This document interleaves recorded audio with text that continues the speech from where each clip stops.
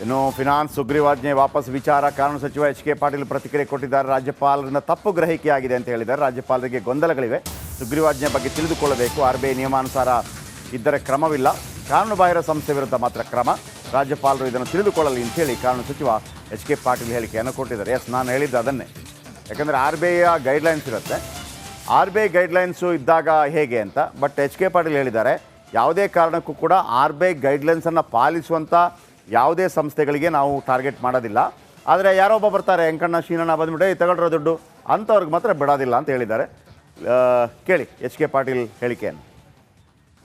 ಮಾನವ ಬಡ್ಡಿ, ಚಕ್ರ ಬಡ್ಡಿ, ದಂಡದ ಬಡ್ಡಿ, ಎಲ್ಲ ಬಡ್ಡಿ, ಈ ರಕ್ತ ಹೀರುವಿಕೆಯನ್ನು ನಡೆದಲ್ಲ, ರಕ್ತ ಹೀರುವಿಕೆಯನ್ನು ತಡೆಯೋದರ ಸಲುವಾಗಿ ಮಾಡಿರ್ತಕ್ಕಂಥ ಸುಗ್ರೀವಾಜ್ಞೆ, ಆತ್ಮಪ್ರಜ್ಞೆಯಿಂದ ಅನುಕಂಪದ ಮೇಲೆ ಸಾಲ, ಇವು ಯಾವುವು ಈ ಸುಗ್ರೀವಾಜ್ಞೆಯ ವ್ಯಾಪ್ತಿಗೆ ತರಬೇಕಾಗಿರ್ತಕ್ಕಂಥ ಅವಶ್ಯಕತೆಯೂ ಇಲ್ಲ, ಅದು ಉದ್ದೇಶವೂ ಅಲ್ಲ.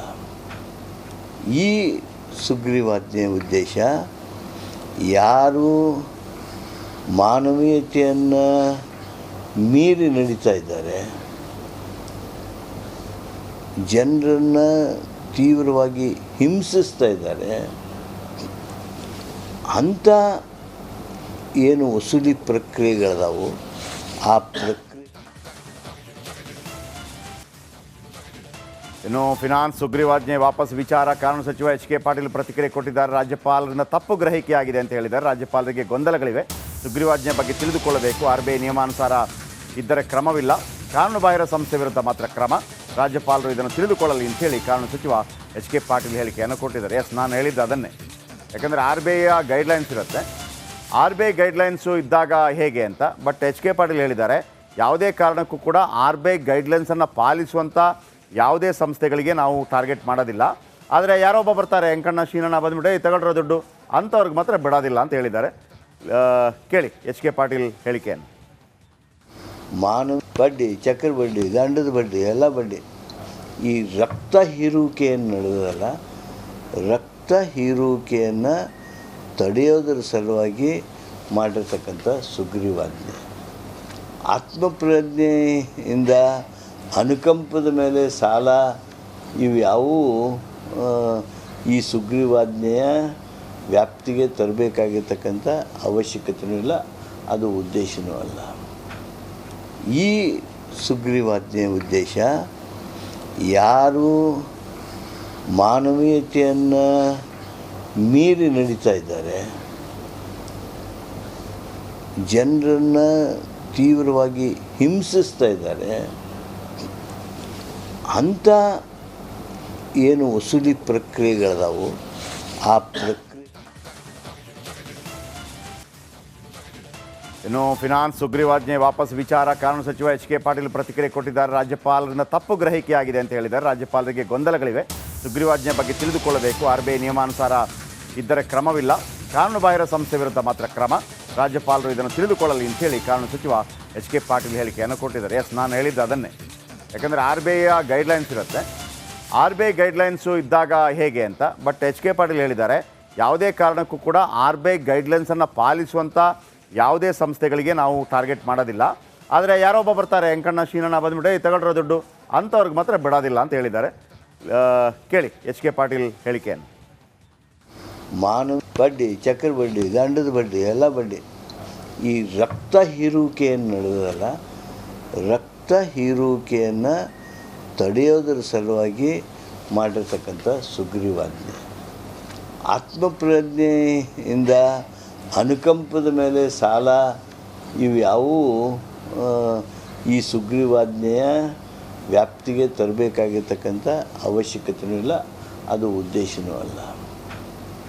ಈ ಸುಗ್ರೀವಾಜ್ಞೆಯ ಉದ್ದೇಶ ಯಾರು ಮಾನವೀಯತೆಯನ್ನು ಮೀರಿ ನಡೀತಾ ಇದ್ದಾರೆ, ಜನರನ್ನು ತೀವ್ರವಾಗಿ ಹಿಂಸಿಸ್ತಾ ಇದ್ದಾರೆ, ಅಂಥ ಏನು ವಸೂಲಿ ಪ್ರಕ್ರಿಯೆಗಳದಾವು ಆ ಪ್ರಕ್ರಿಯೆ. ಆದರೆ ಮತ್ತೊಂದು ಇನ್ನು ಫಿನಾನ್ಸ್ ಸುಗ್ರೀವಾಜ್ಞೆ ವಾಪಸ್ ವಿಚಾರ ಕಾನೂನು ಸಚಿವ ಎಚ್ ಕೆ ಪಾಟೀಲ್ ಪ್ರತಿಕ್ರಿಯೆ ಕೊಟ್ಟಿದ್ದಾರೆ. ರಾಜ್ಯಪಾಲರಿಂದ ತಪ್ಪು ಗ್ರಹಿಕೆಯಾಗಿದೆ ಅಂತ ಹೇಳಿದ್ದಾರೆ. ರಾಜ್ಯಪಾಲರಿಗೆ ಗೊಂದಲಗಳಿವೆ. ಸುಗ್ರೀವಾಜ್ಞೆ ಬಗ್ಗೆ ತಿಳಿದುಕೊಳ್ಳಬೇಕು. RBI ನಿಯಮಾನುಸಾರ ಇದ್ದರೆ ಕ್ರಮವಿಲ್ಲ, ಕಾನೂನುಬಾಹಿರ ಸಂಸ್ಥೆ ವಿರುದ್ಧ ಮಾತ್ರ ಕ್ರಮ. ರಾಜ್ಯಪಾಲರು ಇದನ್ನು ತಿಳಿದುಕೊಳ್ಳಲಿ ಅಂತೇಳಿ ಕಾನೂನು ಸಚಿವ ಎಚ್ ಕೆ ಪಾಟೀಲ್ ಹೇಳಿಕೆಯನ್ನು ಕೊಟ್ಟಿದ್ದಾರೆ. ಎಸ್, ನಾನು ಹೇಳಿದ್ದು ಅದನ್ನೇ. ಯಾಕಂದರೆ RBIಯ ಗೈಡ್ಲೈನ್ಸ್ ಇರುತ್ತೆ. RBI ಗೈಡ್ಲೈನ್ಸು ಇದ್ದಾಗ ಹೇಗೆ ಅಂತ. ಬಟ್ ಎಚ್ ಕೆ ಪಾಟೀಲ್ ಹೇಳಿದ್ದಾರೆ, ಯಾವುದೇ ಕಾರಣಕ್ಕೂ ಕೂಡ RBI ಗೈಡ್ಲೈನ್ಸನ್ನು ಪಾಲಿಸುವಂಥ ಯಾವುದೇ ಸಂಸ್ಥೆಗಳಿಗೆ ನಾವು ಟಾರ್ಗೆಟ್ ಮಾಡೋದಿಲ್ಲ. ಆದರೆ ಯಾರೊಬ್ಬ ಬರ್ತಾರೆ, ಎಂಕಣ್ಣ ಶೀನಣ್ಣ ಬಂದ್ಬಿಟ್ಟು ತಗೊಳ್ರೋ ದುಡ್ಡು ಅಂಥವ್ರಿಗೆ ಮಾತ್ರ ಬಿಡೋದಿಲ್ಲ ಅಂತ ಹೇಳಿದ್ದಾರೆ. ಕೇಳಿ ಎಚ್ ಕೆ ಪಾಟೀಲ್ ಹೇಳಿಕೆಯನ್ನು. ಮಾನವ ಬಡ್ಡಿ, ಚಕ್ರ ಬಡ್ಡಿ, ದಂಡದ ಬಡ್ಡಿ, ಎಲ್ಲ ಬಡ್ಡಿ, ಈ ರಕ್ತ ಹೀರುವಿಕೆಯನ್ನು ನಡೆದಲ್ಲ, ರಕ್ತ ಹೀರುವಿಕೆಯನ್ನು ತಡೆಯೋದರ ಸಲುವಾಗಿ ಮಾಡಿರ್ತಕ್ಕಂಥ ಸುಗ್ರೀವಾಜ್ಞೆ.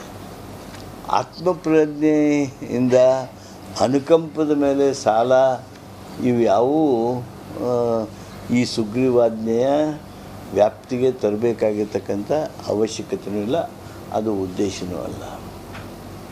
ಈ ಸುಗ್ರೀವಾಜ್ಞೆಯ ಉದ್ದೇಶ ಯಾರು ಮಾನವೀಯತೆಯನ್ನು ಮೀರಿ ನಡೀತಾ ಇದ್ದಾರೆ, ಜನರನ್ನು ತೀವ್ರವಾಗಿ ಹಿಂಸಿಸ್ತಾ ಇದ್ದಾರೆ, ಅಂಥ ಏನು ವಸೂಲಿ ಪ್ರಕ್ರಿಯೆಗಳದಾವು ಆ ಪ್ರಕ್ರಿಯೆ. ಆದರೆ ಮತ್ತೊಂದು, ಇನ್ನು ಫಿನಾನ್ಸ್ ಸುಗ್ರೀವಾಜ್ಞೆ ವಾಪಸ್ ವಿಚಾರ ಕಾನೂನು ಸಚಿವ ಎಚ್ ಕೆ ಪಾಟೀಲ್ ಪ್ರತಿಕ್ರಿಯೆ ಕೊಟ್ಟಿದ್ದಾರೆ. ರಾಜ್ಯಪಾಲರಿಂದ ತಪ್ಪು ಗ್ರಹಿಕೆಯಾಗಿದೆ ಅಂತ ಹೇಳಿದ್ದಾರೆ. ರಾಜ್ಯಪಾಲರಿಗೆ ಗೊಂದಲಗಳಿವೆ. ಸುಗ್ರೀವಾಜ್ಞೆ ಬಗ್ಗೆ ತಿಳಿದುಕೊಳ್ಳಬೇಕು. RBI ನಿಯಮಾನುಸಾರ ಇದ್ದರೆ ಕ್ರಮವಿಲ್ಲ, ಕಾನೂನುಬಾಹಿರ ಸಂಸ್ಥೆ ವಿರುದ್ಧ ಮಾತ್ರ ಕ್ರಮ. ರಾಜ್ಯಪಾಲರು ಇದನ್ನು ತಿಳಿದುಕೊಳ್ಳಲಿ ಅಂತೇಳಿ ಕಾನೂನು ಸಚಿವ ಎಚ್ ಕೆ ಪಾಟೀಲ್ ಹೇಳಿಕೆಯನ್ನು ಕೊಟ್ಟಿದ್ದಾರೆ. ಎಸ್, ನಾನು ಹೇಳಿದ್ದು ಅದನ್ನೇ. ಯಾಕಂದರೆ RBIಯ ಗೈಡ್ಲೈನ್ಸ್ ಇರುತ್ತೆ. RBI ಗೈಡ್ಲೈನ್ಸು ಇದ್ದಾಗ ಹೇಗೆ ಅಂತ. ಬಟ್ ಎಚ್ ಕೆ ಪಾಟೀಲ್ ಹೇಳಿದ್ದಾರೆ, ಯಾವುದೇ ಕಾರಣಕ್ಕೂ ಕೂಡ RBI ಗೈಡ್ಲೈನ್ಸನ್ನು ಪಾಲಿಸುವಂಥ ಯಾವುದೇ ಸಂಸ್ಥೆಗಳಿಗೆ ನಾವು ಟಾರ್ಗೆಟ್ ಮಾಡೋದಿಲ್ಲ. ಆದರೆ ಯಾರೊಬ್ಬ ಬರ್ತಾರೆ, ಎಂಕಣ್ಣ ಶೀನಣ್ಣ ಬಂದ್ಬಿಟ್ಟು ತಗೊಳ್ರೋ ದುಡ್ಡು ಅಂಥವ್ರಿಗೆ ಮಾತ್ರ ಬಿಡೋದಿಲ್ಲ ಅಂತ ಹೇಳಿದ್ದಾರೆ. ಕೇಳಿ ಎಚ್ ಕೆ ಪಾಟೀಲ್ ಹೇಳಿಕೆಯನ್ನು. ಮಾನವ ಬಡ್ಡಿ, ಚಕ್ರ ಬಡ್ಡಿ, ದಂಡದ ಬಡ್ಡಿ, ಎಲ್ಲ ಬಡ್ಡಿ, ಈ ರಕ್ತ ಹೀರುವಿಕೆಯನ್ನು ನಡೆದಲ್ಲ, ರಕ್ತ ಹೀರುವಿಕೆಯನ್ನು ತಡೆಯೋದರ ಸಲುವಾಗಿ ಮಾಡಿರ್ತಕ್ಕಂಥ ಸುಗ್ರೀವಾಜ್ಞೆ. ಆತ್ಮಪ್ರಜ್ಞೆಯಿಂದ ಅನುಕಂಪದ ಮೇಲೆ ಸಾಲ ಇವ್ಯಾವೂ ಈ ಸುಗ್ರೀವಾಜ್ಞೆಯ ವ್ಯಾಪ್ತಿಗೆ ತರಬೇಕಾಗಿರ್ತಕ್ಕಂಥ ಅವಶ್ಯಕತೆಯೂ ಇಲ್ಲ, ಅದು ಉದ್ದೇಶವೂ ಅಲ್ಲ. ಈ ಸುಗ್ರೀವಾಜ್ಞೆಯ ಉದ್ದೇಶ ಯಾರು ಮಾನವೀಯತೆಯನ್ನು ಮೀರಿ ನಡೀತಾ ಇದ್ದಾರೆ, ಜನರನ್ನು ತೀವ್ರವಾಗಿ ಹಿಂಸಿಸ್ತಾ ಇದ್ದಾರೆ, ಅಂಥ ಏನು ವಸೂಲಿ ಪ್ರಕ್ರಿಯೆಗಳದಾವು ಆ